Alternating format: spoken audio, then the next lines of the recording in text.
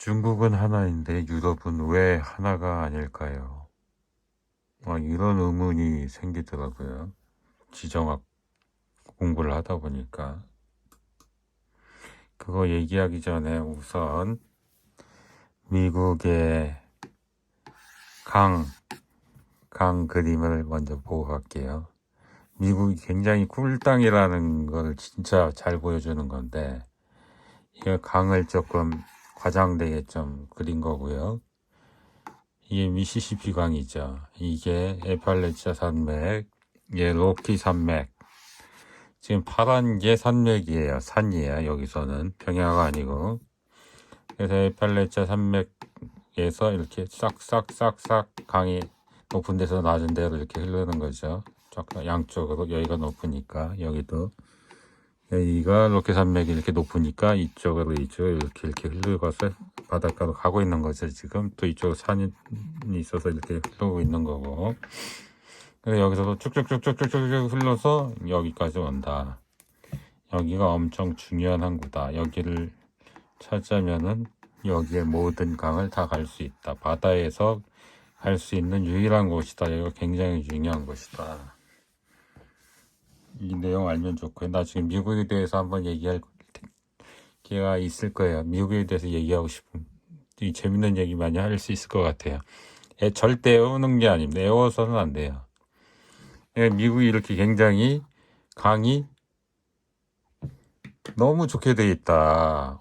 너무 진짜 탐나게 돼 있다. 중국도 비교하면은 강이 이게 황하강이에요. 황하강. 이게 위수라고 하고 3대 강을 치면은 이게 양쯔강이에요. 이게 양쯔강. 그 사이에 또 작은 강들이 쭉쭉쭉 많이 있죠.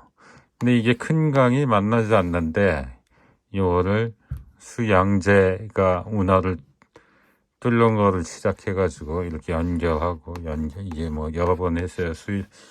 수나라 때만 운하를 뚫은 게 아니고 그 이후로 이제 여러 개 뚫었는데, 그래서 이것도 엄청나죠, 이 거리가. 그래서 이게 다 연결이 됐다. 그래서 굉장한 발전을 상호 간에 이룰 수 있었다. 이런 얘기를 하고 있거든요. 그리고 이제 기본적으로 이게 다 평야란 말이에요. 평야, 그러니까 기본적으로 평야니까 가기가 쉬운데, 또 거의 물자 수송로 입장에서는 강이 중요한데,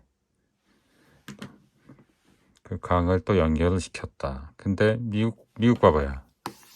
미국은 저절로 연결이 돼 있다고. 이게 어마어마한 꿀땅이라니까. 여기서 이게 여기서 교역이 일어나고 이게 하나의 나라가 될 수 있는 거지. 서로 교역을 했기 때문에 서로 뭐 기본적으로 말이 통하고 하나의 나라가 될 가능성이 굉장히 높다는 거지. 이 그림으로 봐도 여기가 이제 태평야고 얼마나 꿀땅인지 지금 이 사진 한 장으로 딱 볼 수가 있어요.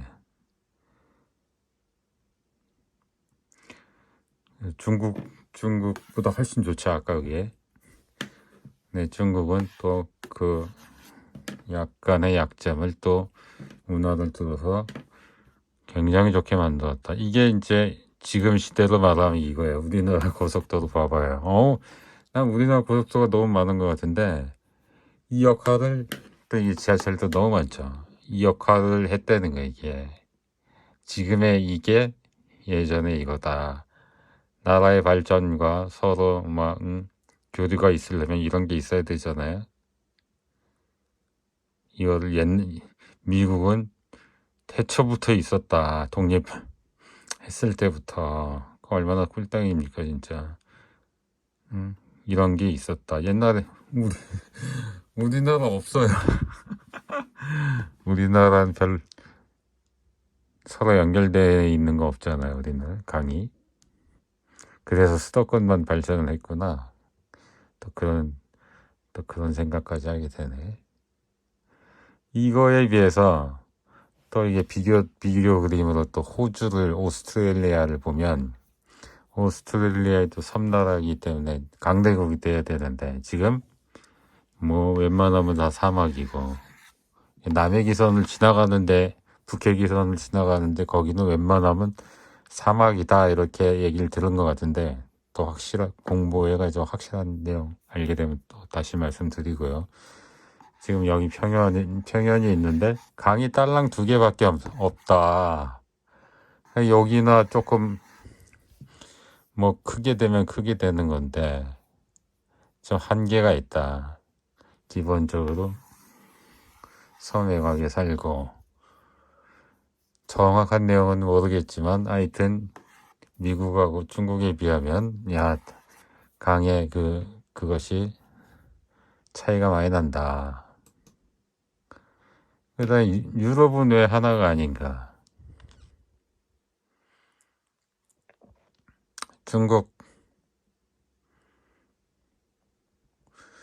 중국은 여기는 뭐 티베트, 여기는 신장, 위구르 지역인데 이쪽 중요한 데는 이쪽 다들 평야 지역이 중요하잖아요. 기본적으로 이쪽은 다 하나의 국가였어. 이제 이게 막 더 커져가지고 더 넓어지고 지금의 이제 이 경계는 청나라 시대 때 완성을 시킨 거거든요. 그거 관련해서 또 재밌는 얘기가 있지만 그래서 중국 얘기를 나중에 한번 해야 되는데 그것도 애울 게 없어요. 그때 내가 애울 거 없이 설명을 하면서 재밌게 얘기할 게 굉장히 많은데 그래서 중국 편도 나중에 할 건데 중국은 기본적으로 계속 하나의 국가였다 이거지. 평지 이게 다 평지란 말이에요. 응? 이게 평지인 이쪽이 하나의 국가였는데 유럽은 왜 제가 말하는 거는 여기서부터 쫙 여기까지 평지잖아요. 그러니까 여기 우랄산맥이거든. 프랑스, 독일, 폴란드, 알프스 산맥 위쪽으로 평야지대 쪽은 우크라이나 뭐 이렇게 포함해가지고 한 번에 말 달리면 쭉 갈 수 있단 말이지. 산이 없어가지고 우랄산맥까지. 이쪽은 기본적으로 하나의 나라가 돼야 됐어야 되는 거 아니냐 이 얘기를 하는 거야 지금. 중국은 평야 지역에 면적도 이게 훨씬 더 크거든요. 이게 서유럽보다. 근데 얘네는 하나의 나라가 됐는데 왜 얘네는 이렇게 지지부복고 이렇게 나라가 많고 하나의 나라가 되지 못했냐 이거죠.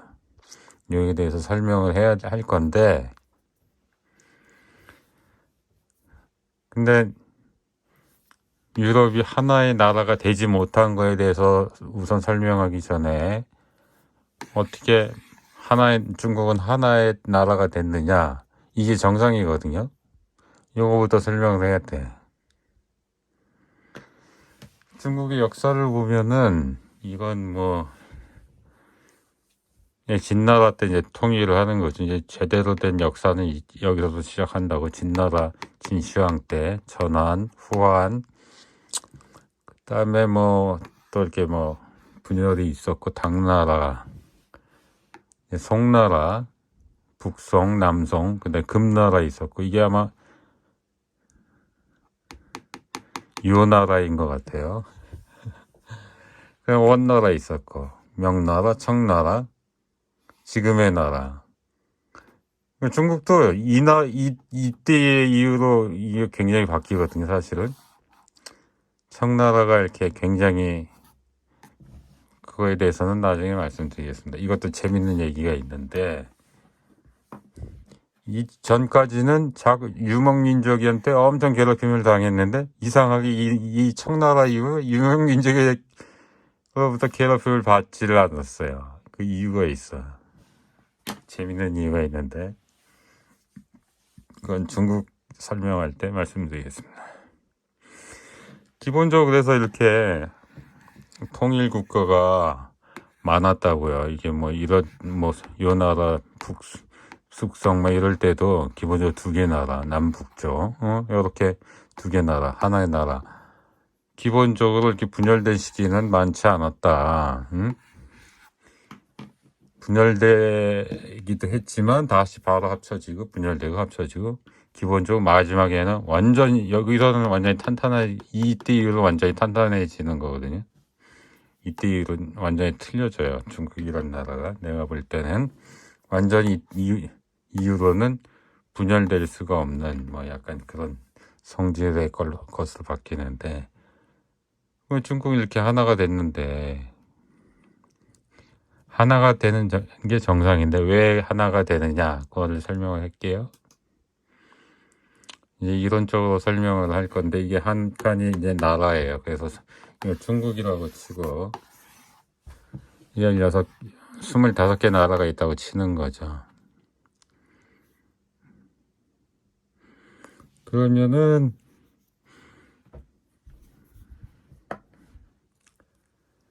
이게 이 나라하고 지금 보면 군사비가 여기에서 얘는 여기서 군사비 하나, 여기서 군사비 하나 이렇게 들잖아요.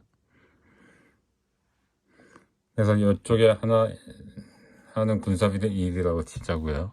그러면 여기도 1이고, 그럼 1, 1, 1, 1, 1 이렇게 되죠. 1, 1, 1, 1, 1, 1, 1, 1, 1, 1, 1, 1, 1, 1, 1 군사비 이렇게 계산할 수 있죠. 근데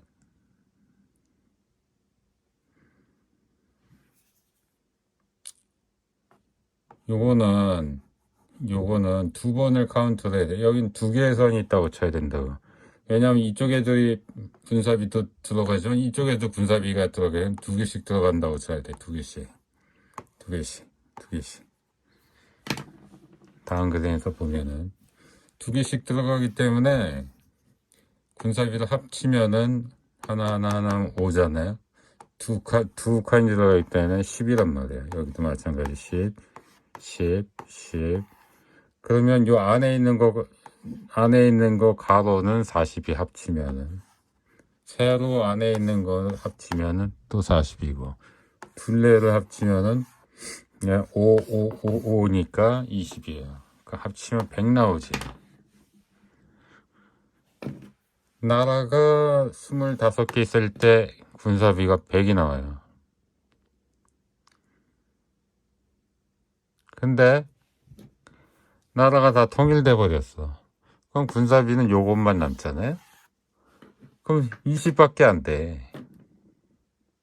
통일이 되기 전 때는 군사비가 100인데 통일이 하나의 나라가 되니까 20밖에 안 되는 거죠. 이거는 그만큼 이거 80을 다른 데 쓸 수 있잖아요. 80이 계속 저축이 되는 거 아니에요, 매년. 그래서 이게 그러니까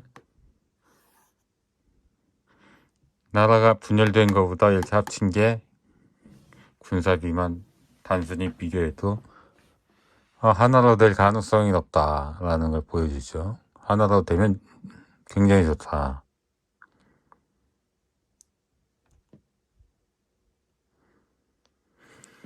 근데 아까는 이제 평원에 주변도 경계가 평원이에요. 근데 주변 경계가 바다다. 이거 자체가 섬나라다. 일본이라고 치면 되겠죠. 일본에 나라가 25개 있었는데, 그럼 여기선 군사비가 없단 말이에요. 그러면 80이죠. 얘가 통일이 되면 군사비가 빵이야. 이쪽에서 군사비가 없다고 가정하면은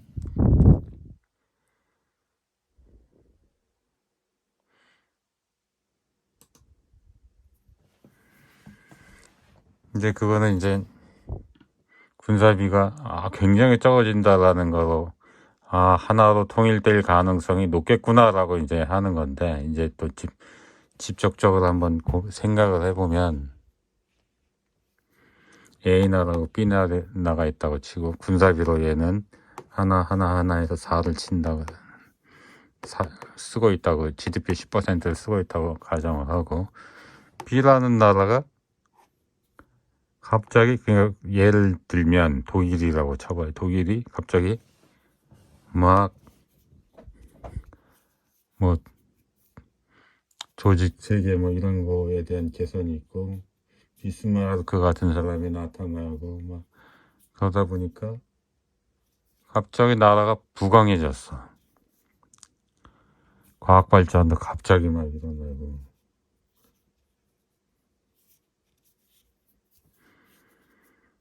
그러다 보니까 군사비를 조금 더 감당할 수 있어서 이 일을 더 감당할 수 있다. 사실은 더 굉장히 더 발전했을 수도 있는데, 이 6이라는 건 뭐냐면 여기 1, 1, 1이고 여기다 3을 갖다 놓는데, 그래서 공격을 하겠다 이거지 지금. 얘네 지금 1인데 여기다 깔아놓은 게 1인데 얘가 3을 갖다 놓겠다 이거지. 근데 그거보다 조금 더 발전했다 그러면은, 그러니까 최소 6만 갖다 넣어도 공격할 수가 있는 게 되는데, 조금 더 발전해서 막 8이다 그러면은 이제 쉽게 이제 병합을 할 수가 있는 거죠. 공격을 할 수도 있고 위력을 발휘해가지고 그냥 뭐 전쟁 없이 병합할 수 있는 거죠. 여기가 좀 선진 과학 기술도 있고 선진 조직 문화도 갖고 있고 그래가지고, 그래서 병합해버렸어. A 나라는 망해버리고 B가 된 거죠. 그래서 사실은 6도 뭐 6 이상으로 군대를 유지할 수 있어서 사실은 12를 유지할 수 있어. 얘도 병합했으니까 얘도 좋아지는 거거든요. 얘가 이제 발전했기 때문에 병합하면 얘도 발전하는 거지. 그러니까 12를 운영한다 그러면 그 옆에 있는 나라도 가져갈 수가 있는 거예요, 쉽게. 여기서 바로 이 병합하고 나서 바로 공격한다는 건 아니고 좀 재정비하고 시간 좀 갖고 뭐 그러면 다시 회복할 거 아니에요. 그러면 12 군사력을 운영하는 게 어렵지 않다는 거지, 군사비를. 그러면 뭐 이때는 차이가 너무 나기 때문에 이건 뭐 전쟁할 필요가 없겠죠. 한 번 이렇게 가져가면 이제 쉽게 가져가는 거지.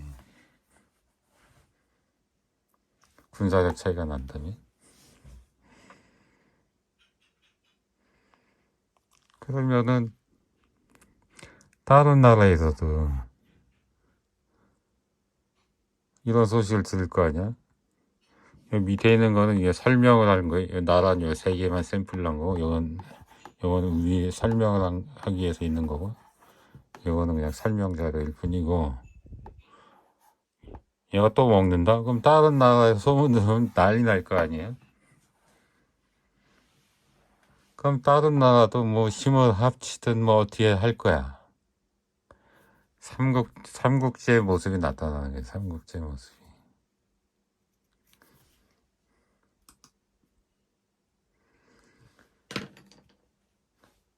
그러면은 사실은 옆에 먹는 게 더 좋긴 한데, 이게 언제까지 이 일이 일어나느냐. 더 나갈 수 없는 데까지 바다를 만나든가 산맥을 만나든가 하는 데까지 기본적으로 나아간다. 그래서 결국은 하나로 통일이 된다. 그러니까 중국처럼 나라가 하나 이렇게 평야로 이렇게 되어 있는 데는 쭉쭉쭉 하나가 되고 어디까지 나가냐? 이런 뭐 산맥, 거대한 사막, 바다 이런 데까지 간다. 그래서 하나의 국가가 된다. 이게 이제 기본적으로 이렇게 되는 게 맞는 건데, 유럽은 왜 하나가 아니냐, 요거에 대한 설명은 아직까지 잘 모르겠어요. 하나가 정상이다라는 것까지는 제가 오늘 말씀드리려고 이 자료를 만든 거고요. 유럽은 왜 하나가 아닌가에 대해서는 계속 연구하고 알게 되면 말씀드리겠습니다. 이상입니다.